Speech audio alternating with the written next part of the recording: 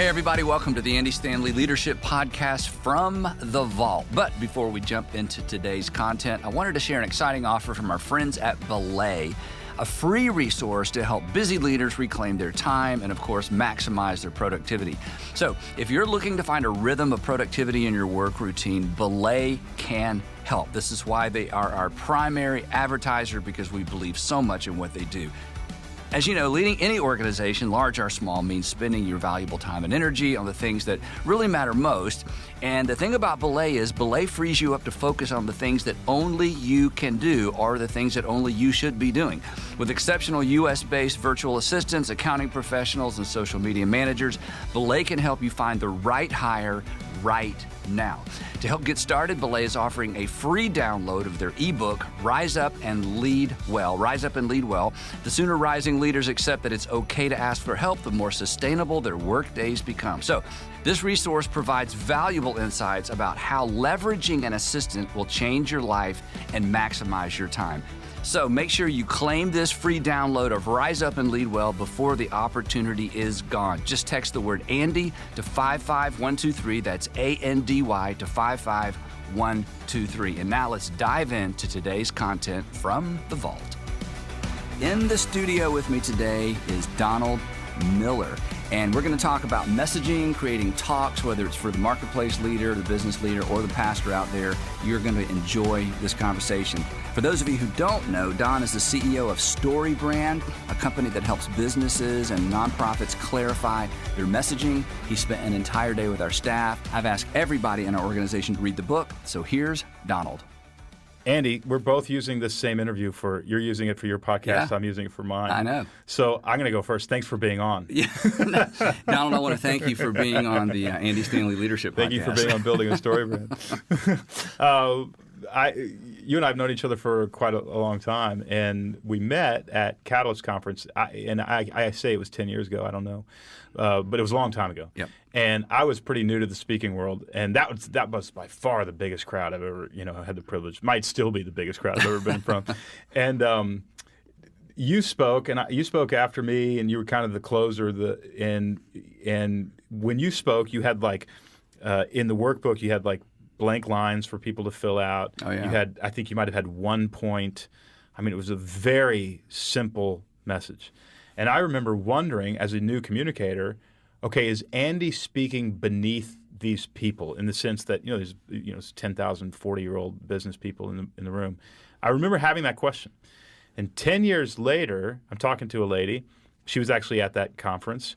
And I asked her, what do you remember? And she remembered every point that you had.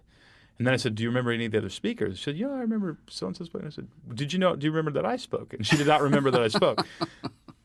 That was one of the things that taught me, again, you are a master at what you do. And I think you're one of the best speakers, period, on the planet. And here's what you taught me, and I don't know if you've ever viewed it this way. I prepared a speech that time, and I wanted it to be entertaining, I wanted it to be informative, I wanted it to be interesting. You guided people through an exercise in memorization. You wanted them to remember very certain things. That's true. As you walked off that stage and they walked out of that arena. 10 years later, the woman remembered not just that you spoke and that you were good, she remembered your points. That to me was, that helped me understand what I'm trying to get companies to do in their marketing. I'm trying to get companies in their marketing to do what you did and do every Sunday at church, guide people through an exercise in memorization. And it was groundbreaking for me. And I'm wondering, how do you do it? How do you prepare? What are you thinking about when you sit down to prepare a talk? And if you don't mind, let me ask you, have you ever viewed it that way, that you're guiding people through an exercise in memorization? Well, let me tell a quick story that was a defining moment for me in that regard. When I was in graduate school, however many years ago that was, a lot, I was asked to speak at a chapel for a Christian high school in the area. I was living in Dallas. And so I was sitting in my little, efficiency apartment, and I mean efficient, like you could do everything at one time from one spot, one of those kind of apartments, bars on the window, not a great part of Dallas. And I thought to myself, here comes another chapel, another unknown chapel speaker. These kids don't care. They're high school. It's Friday, And I had all this stuff I had planned and prepared because I was all geeked out. I was in seminary. And it dawned on me, okay, What are they going to remember? And I decided in that moment I was going to create a talk for high school students at a Christian school chapel that they would actually remember. That was actually my goal. And I taught this story from the Old Testament about this guy named Naaman, and he has leprosy, and I tell the whole story. And I finished the narrative, the Old Testament narrative, with this one idea: to understand why, submit, and apply. To understand why, submit, and apply. Sometimes God asks us to do things we don't understand. To understand why, submit, and apply. So that was my talk. So I finish, 3 years later, I'm standing in the college ministry of this same church that had the high school, and I'm welcoming college students. And in walks this guy with some guys, and he looks up at me. He said, "Hey, you spoke at my chapel." I'm like, "Where?" He said, "Here at the such and such, academy." And he looks up and he says, "To understand why, submit and apply," and just walked on in the room. Yeah. It really was a defining moment. I thought, that's what I want to do for the rest of my life. I want to take somewhat complex things. Was it that at that point when he Yes. said that you went, "I like that"? I can That's what still wanna see do. his face. He never. And the thing is, to your point, when we talked earlier, he did not know my name. He didn't walk up and say, "Oh, you're Andy Stanley." No, he just looked at me. "You're the chapel speaker.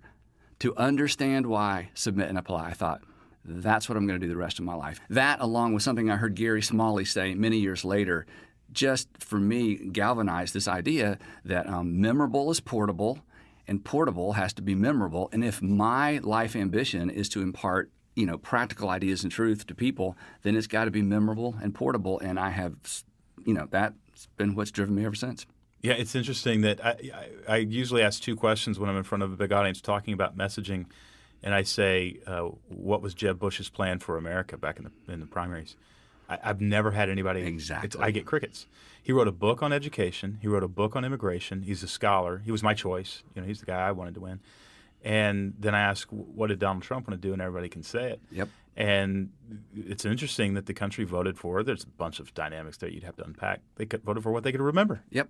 They voted for a narrative they could remember. And Like or don't like the president. No, it was a messaging. Well, at the lesson. last two LeaderCast events ago, it was all business leaders, and I was trying to make this point, and I asked for President Obama's, one-liner, Hillary's one. I went through a whole bunch, and the only two anyone could even shout out from the audience, even halfway act. In fact, to your point, everybody else, it was kind of crickets because they all kept changing their signs. Yeah. But, hope we can believe in, or hope and change, and make America great again. Everybody knew. I'm like, there it is. Because, and I think this is, we should come back and just talk about this idea because I've never explored it, but I'm convinced it's true. People say, when it comes to leadership, they say they want character, but they always follow clarity. Yes. They say they want character. We want somebody who's a great whatever. Yeah, but at the end of the day, we intuitively, instinctively follow clarity. And that's what we always say. People will not move into confusion. Yeah. They will not follow you if they're confused about where Yep. you're taking them. Yep. They Even just if won't even if you're right. I mean, being right is almost irrelevant. If it's confusing, they just won't go. And then if you think about the narrative structure of it, Make America Great Again is roughly and elusively the climactic scene of a story. Wow. I'm with her Yeah. is not. I wasn't going to quote it, but exactly. No. Now, Yeah. if she would have said she's with us, she would have got a lot more traction. But she said I'm with her. So that's the story about you, not me. And then I don't know what the climactic scene is. Shining City on a Hill is something that we're going to create together, and so on and so on. So, we're not talking about Republican, Democrat, or any sort of policies here. We're talking about just the importance of creating a clear message. I want to back up a little bit. Normally, if somebody is asked to give a talk, especially at the age you were at that college chapel, they are immediately thinking about themselves. They're thinking about, how am I going to come off? Are these people going to like me? Blah, blah, blah. Especially, I was high school, and even more so with high school students. That's, to me, Right. one of the most intimidating environments imaginable. But yes, to your point, keep going. What is it about you that you had already experienced the sort of Jim Collins paradigm shift where you're falling in love with the ideas more than yourself? He talks about that as a transformation or an evolution of a leader. What is it about you that early, and I'm asking you to brag a little bit or maybe explain something that happened that allowed you to care more about this audience understanding something than even knowing who you are or how big a deal you are or whatever. What happened to you I asked Pete Carroll this question. Let me give you a little permission to sort of expound, because Pete did. He's one of the few people I've actually asked a question like that to who did. He said, Don, I had a lot of success early on. I just found out it was really meaningless and empty. And then I actually helped somebody else succeed, and it was just so much more life-giving that I just got hooked on that. You know what I mean? Yeah. And so it was a bit self-serving not to be self-serving. Exactly. Yeah. Really, Someone that's what he was famous saying. said that a long time ago. He was saying, look, Yeah. I succeeded a lot, and I've just, it was pretty much just depressing. Then when I helped somebody else succeed, I was like, wait, this feels good. Yeah. I think the answer for me, and again, this is just my first pass. This is a really great question. I think the thing that breaks my heart, and I think for every leader, this is a question we should all wrestle to the ground. In fact, for every person, what breaks your heart? So, organizations have been built around that question. Yeah. And the thing that has consistently broken my heart since college days, when I first started in ministry, was watching people make decisions that undermined their own success, undermined their own happiness, and undermined their own relationships. There's enough stress and there's enough things we can't control in life that are bad, but to watch a person make decisions that's going to undermine their own future, that to me, I think, gets me more amped up than anything. Is it because you grew up in the house that you grew up I in don't that know. you were able to see it? Because you actually grew up in a house that That's a good produced question. wisdom for a living.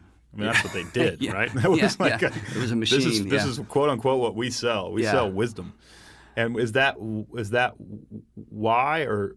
I don't know the answer to that. I've just always felt like there's a path, there's a track, there's a decision-making pathway or story that leads to a happier ending. And of course, as a Christian, there's a framework for that. But this is true for everybody. That's not a Christian thing. That's just a thing. So I've just always been driven to help people make better decisions and live with fewer regrets. And the way my dad would talk about it, sometimes we would hear preachers and he would say, that guy doesn't have a burden. That guy doesn't have a burden. That's how he would say it. And What does that mean? Well, that was his way of saying that guy is just spouting off information. He's just talking. There's not something on the inside of him that's driving him. And of course, back then it was always hymns, not hims and hers.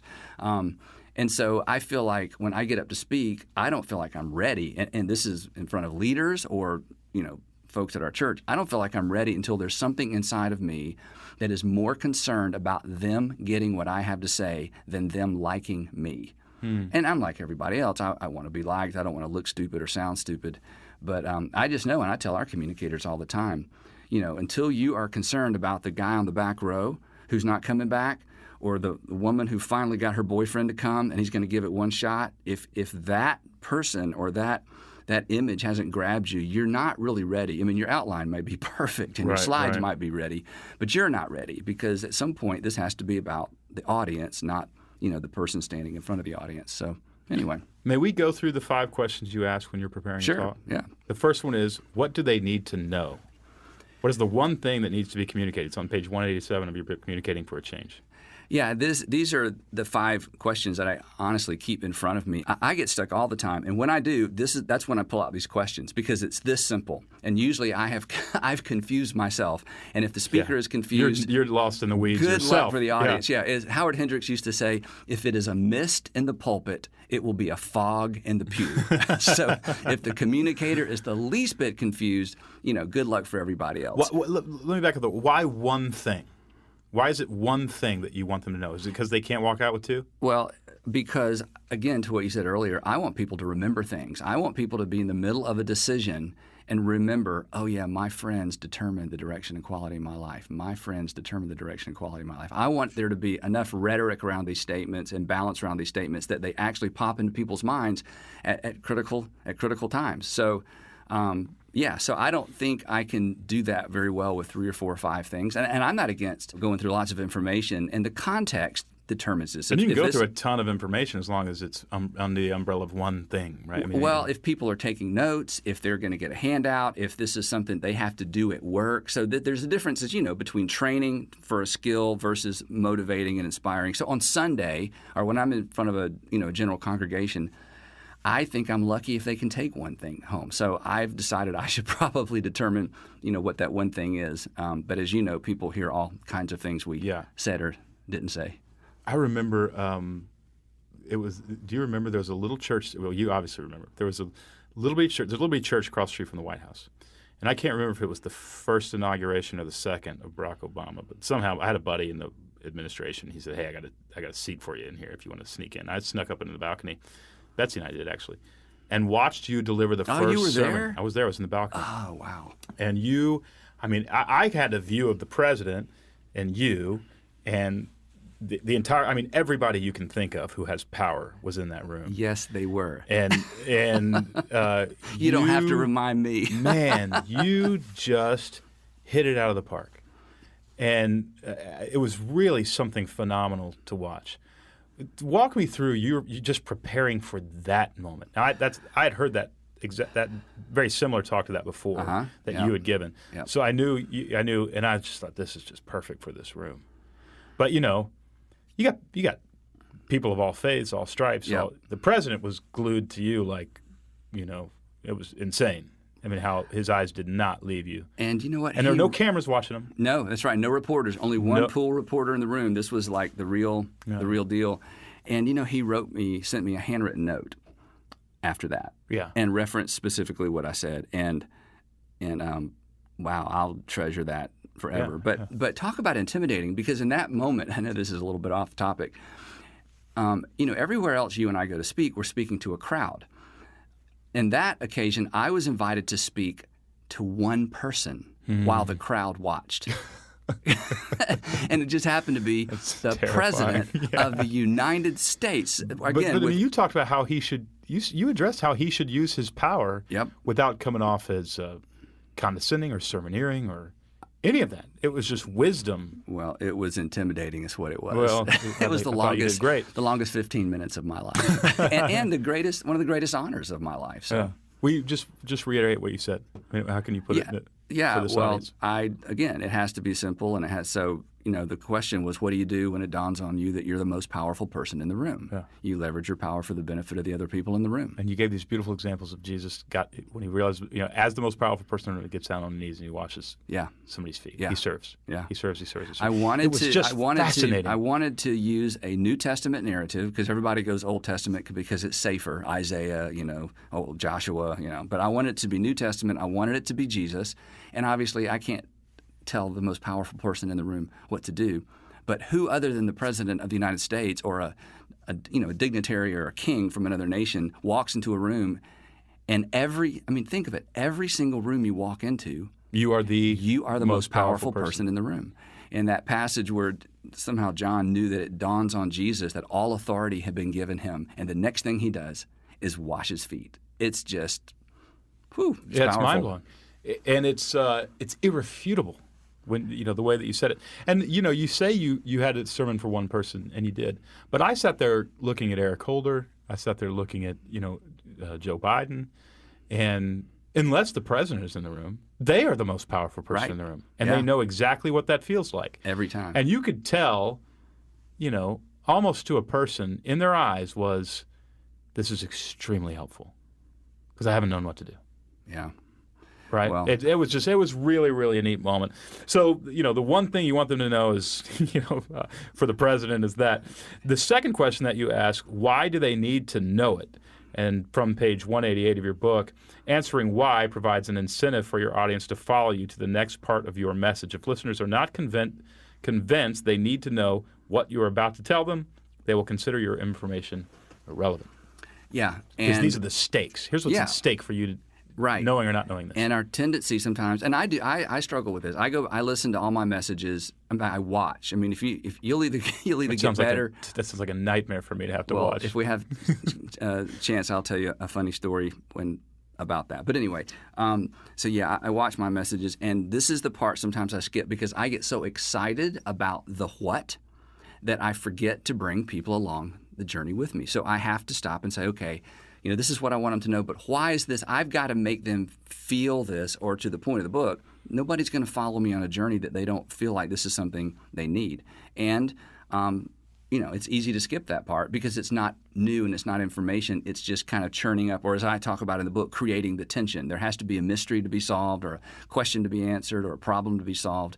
And so this is where you create incentive for people to go, wow, I wasn't thinking about that when I walked in, but you've got me thinking about it now. I hope you can deliver on this promise. So super important part. Okay, 3, what do they need to do? You're Yeah. calling them to action. Yep. And the action can actually be a do. You need to walk out of here and do something specific. Or the do may be to think differently, or to believe differently, or to imagine differently, or to respond differently. But there has to be, in most messages, not every message, but in most messages, there has to be a call to action. And again, the call to action in some cases for what I do, and even in talking to leaders, is sometimes just a think different or Right. embrace a different perspective on something, or see the world different, or see people different. So again, the more practical, But the it's better. it's a practical application that I can walk out Yeah. and make this sometimes physical change. Yep. Yeah. Okay. Why do they need to do it? Question 4. Yeah, this forces me to cycle back around to the second question a little bit. So here's what you need to know. And here's why it's important. Here's what you need to do. And here's what's at stake if you don't.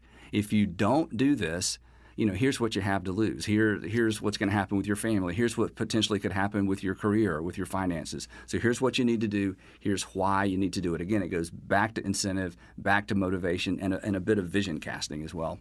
Okay. And number 5, how can I help them remember? And this Yeah. is where I think you've leveled up beyond any other speaker. Well, you're kind to say that. And this takes a lot of thought, and it's Yeah. so easy to skip this. And when I listen to other communicators, and again, when I listen to myself, you've put in all this work, all this hours of preparation, you've delivered the message, you've been interesting, people have leaned in, nobody's fallen asleep, but 15 minutes later, nobody can say it back. It wasn't succinct. You didn't give me something that was portable and memorable. And that portable, sort of memorable junk part, food, in a sense, sugary. I mean, I don't want to yeah. throw anybody Well, under the bus, but it felt. I felt great. Boy, I really liked that. What was it about? I don't know, but I liked it. And all of that's important. But again, for me, and I don't know if this is true for everybody, or even if it should be, but for me, again, I want things to come to people's minds when they're making big decisions. And the only way to do that is to make it bite-sized and memorable and portable, and to say it enough times that people can remember it. And for me, I've been speaking or preaching at North Point for 23 years. There are things that I drop into messages the same way over and over and over, every 5, 6, 8 messages. Not to repeat myself, but there are some big life concepts. overall theme. Yeah, I want the people in our congregation to get, not just because they remembered it from a sermon, but hey, this is bigger than that. I mean, one for me is when it comes to money, it's give, save, live. Give, save, live. You give first, you save second, you live on the rest. You give first, you save second, live on the rest. That's something that, because it's memorable and portable, I can drop that in. Every time I talk to students, your friends determine the direction and quality of your life. Your friends determine the direction and quality of your life. Yeah. So there's a lot of these big life principles that once they're condensed to something memorable and portable, they become part of the conversation. And so that's one of the great things about, again, being able to pastor in the same city with the same congregation for years. You create, those kinds of things. But as you know, that's important in business. I was about in to a say, business, it's there a has to very be similar, language. it's a similar. In fact, I was just with some people on your team who do media and those sorts of things, and I use the if you can imagine just a little bitty hoop. Imagine a little hoop, and there's a big brain on the other side of that hoop, and here's the message, the giant message that somebody's trying to get into somebody's brain, but it won't fit. If it won't fit through that hoop, it's not getting into that brain. So you actually have to simplify it so it fits through the hoop in order to get to the brain. And I think that's what you're talking about. And when I meet with businesses about marketing and selling products, like, all this is really sweet, all this giant stuff that you're trying to communicate about your brand, nobody will remember any of it, which is not going to lead to a buying decision. Yep. We're really just talking about messaging, communication, what the brain can handle and what it can't handle, and what actually translates into action. It's one very, of the very great things similar. about StoryBrand, and I want to talk about that in a minute, is this whole idea that the picture, or the word picture you use, of using up brain cells, or not brains, how do you say it, or energy, or you burn calories. Yeah, there it is. Burning calories, trying to remember something, or trying to decipher process the message. information. Yeah, to process information. That, that's just, I guess, in some ways, a different way of saying the same thing. But that's as today, as you walk through some of our elevator pitches with some of our staff, and it was, hey, what? There's too many commas. It's too long. It's too complex. The message is in here somewhere. Chip off some more, rough edges so I can see it. Yeah. So. Yeah. That's fascinating. I want to go through the 5 points again. What do they need to know? Why do they need to know it? What do they need to do? Why do they need to do it? And how can I help them remember? Those are 5 questions. Man, write those down. And next time you have to communicate much of anything, that's going to help an awful lot. And when you get stuck, you just come back to those 5 questions. Just come back to those 5. I do all the time. Yeah, I think I'm going to start using them because I think they're just absolutely fantastic.